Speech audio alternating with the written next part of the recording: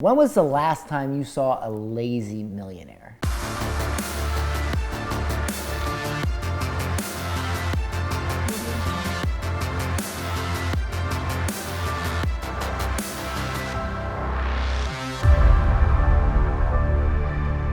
All right, everybody, today's question comes from Kay. Kay says, why are you not lazy? I need to start there. Well, let me just tell you that bottom line, if the world had no lazy people, there would be no rich people, there would be no people that were deemed successful because everybody would sort of be on this same plane. The world needs lazy people, just like the world needs ditch diggers and the world needs people to serve McNuggets. Because I mean, somebody's gotta serve the McNuggets, right? Who wants to live in a world without McNuggets? The bottom line is this: if you want to not be lazy, if you are lazy, if you literally wake up in the morning and you tell yourself, I'm lazy, and how do I fix that? It all comes down to respecting yourself. You have to respect yourself. I have never met somebody who is lazy that didn't disrespect their own personal being. And you know how I know that? Because I used to be a lazy SOB. I would wake up at 1 p.m., I'd play video games, I would just be a complete lazy asshole for years. And the reason was I never respected myself. I grew up in a small town where everybody was a pothead or a broke musician or whatever. I was one of them. They would all just basically tell you like, hey man, you ain't nothing, you ain't fancy, you ain't from the nice side of town. This is all you're gonna get. And the second that you start getting those dreams in your head, it almost offends them because they almost feel like, well, who are you to say that you're better than us? And so that mentality kind of breeds and thrives in those social situations. I always let myself be okay with being mediocre. I always let myself be okay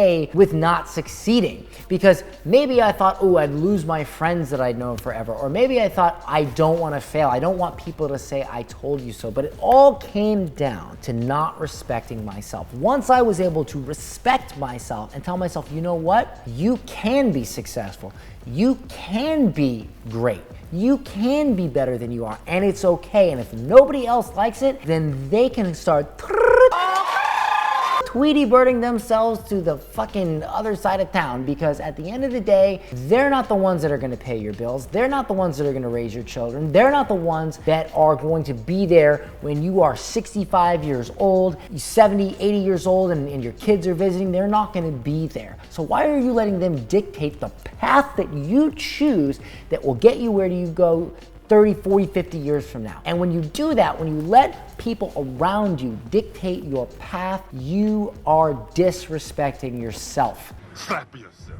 I have never met a lazy person that had friends that weren't lazy. You are your friends. That's an old saying, and that's 100% true. And it's because you let your friends around you make you feel okay about being lazy, okay about disrespecting yourself. And because everyone around you is okay and comfortable and warm inside their little mediocre shell, you feel warm and comfortable because it's painful to venture out. It's cold outside of that shell.